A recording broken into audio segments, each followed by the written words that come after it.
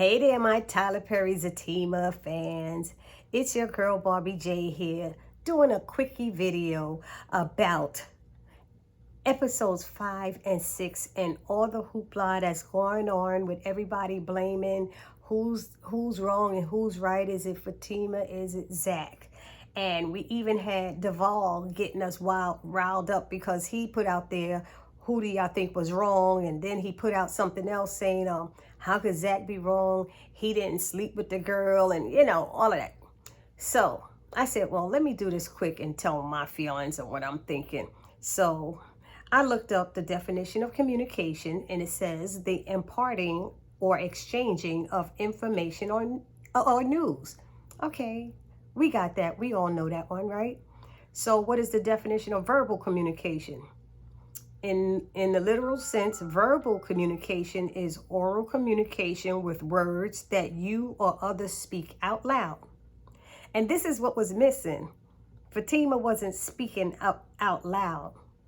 Instead, she was showing ZAC the non-verbal communication, which is communication is about what's not said out loud, gestures, facial expressions, and body language. And he could tell from her facial expression and from her makeup she was crying. So he's like, what's that all about? But the fact that Fatima did not verbalize to ZAC what she promised to. She said, when I get home, I'll let you know what's going on. But to me, even if she couldn't get it in words and she didn't know how to process it, I felt that she could have said, ZAC, there's something I need to talk to you about, but I need a day to process it. Just say I need a day to process it, but I really want to sit down and talk with you about this. I'm sure ZAC would have understood. He might have even remembered when it was his turn, when he needed that time and that space to process what is going on. So y'all let me know down in the comment section what you're thinking, because I think they're both equally wrong. They both played a part in what's happening and what's going on, because although Fatima came in and his boys were there, so she said, when I get home, I'll talk to you, but his boys were there. So it wasn't that. And then while she's figuring, since they want to take him out, let him go out, and then I can use this time to process what's going on. Also, I really don't think she should have even met with him. She shouldn't have given Ian her energy. She shouldn't have even let him see her sitting there with the tears running down. That did something to me. The way he treated her, and then to learn that he talked her into getting an abortion and all of this stuff, and you sitting there giving him your tears, listening to his story, his drama. If Ian knew where Fatima worked all this time, how come he never went to see her? She didn't even process that. You ran into her, and now you have this need to have to talk to her, have to tell her now. I have to, because you're the one I treated the worst, and I'm trying to make amends. If you were trying to make amends, and Fatima, you should have thought about that. Why didn't he do it already? How does he know? He knows where you work. So Fatima, she dropped the ball on that one. She's losing her touch, if you ask me, when it comes to that processing what people are saying. He's trying to me, get sympathy or, out of her and then use it to apologize. His marriage broke up a while ago. He should have been apologized. Don't come with this now and showing up. She got a man and she says she's happy. Now you showing up to her job. If you knew, like I said, where she worked all this time, why wasn't you apologizing then? And I'm glad that Angela told her that at the end, because being in a relationship, people, you have to communicate. You both have to communicate with each other, even if you don't want to. She got mad at him one night and didn't want to talk to him, and it wasn't even his fault. I was like, okay, Fatima, let's not do this. Don't go to bed mad at him. It's not his fault, So we're seeing Fatima change, because in Sisters, she was a stronger person. She wasn't that quick to jump in and do things. Now it's just like she's not taking the time to process like she used to. I guess that's what I'm trying to say. The other thing, ZAC is guilty. He's responsible for some stuff. One, ZAC need to get together his boys, because they were disrespecting his house and running around, and that whole part of the show was just showing they have no respect for him. He asked them not to tell his brother. They called the brother and told the brother. But this relationship thing, you got these guys up in your house and they sitting there disrespecting your woman, you know, saying something, what you doing? You looking awfully good to go to work like that. Boy, shut up. Get out of my house. You know, them fools shouldn't even been in there like that. ZAC is flirting with Deja. He started off flirting. She turned around and, well, he couldn't even be calm when she walked in front of him. Kept telling her to walk in front of him so he could look at her butt.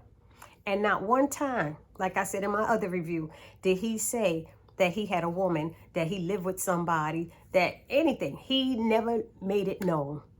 And you don't think you should be talking to Fatima about, is it a good idea to have her? Or you don't think that you should be concerned about having that next door? Now you know she's a stripper and you think that's a good idea to have her next door, and you don't think there's going to be problems and issues?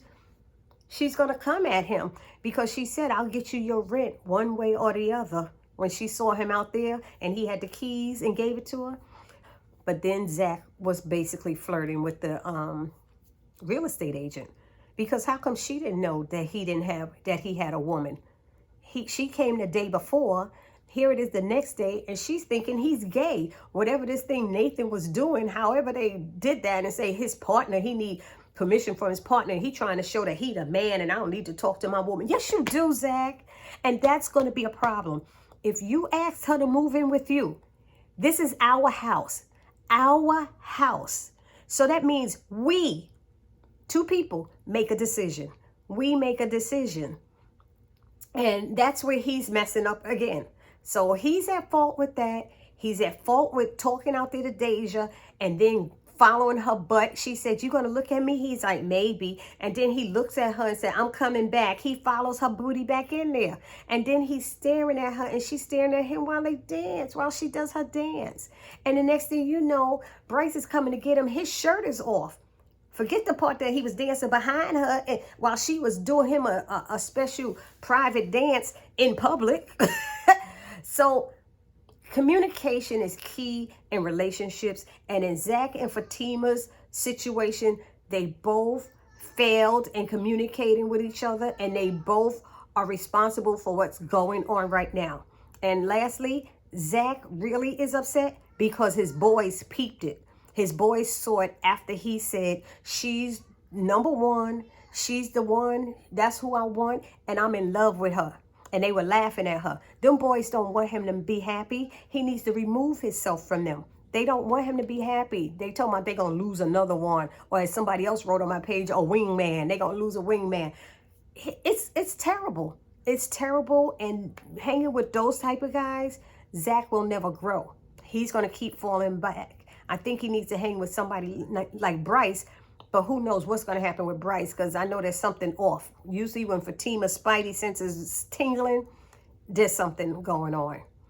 So this is my little 2 cents about that whole who's responsible and everybody. Remember, y'all, it's a TV show. Don't be going back and forth, getting mad at each other. But if you take time and look through it, both of them are equally responsible for what's going on. And I think that's all I have to say. And y'all put it down in the comment section what y'all think about it. You know, what are your thoughts? What are your takeaways? We all are in a relationship or have been in a relationship. And we all know that keeping secrets never ends right. It never ends well. It always blows up in somebody's face. So, ZAC, you begged this woman to come live with you. You begged her to live with you. Let's not forget that. And then you wanted her to get rid of her apartment. If you wasn't going to live the right way and do the right thing, you shouldn't have done that. You shouldn't have done that. And that's selfish on your part. That's selfish on your part. And everybody should have to agree with that. Some man begged you to come and live with them. And then all of a sudden, they up here flirting with other women and stuff, no, no, no, no. No, no, no, no. We can't do that. Never get rid of your apartment when you do stuff like that. And I'll see you guys in the next video. It's your girl, Barbie J, saying peace.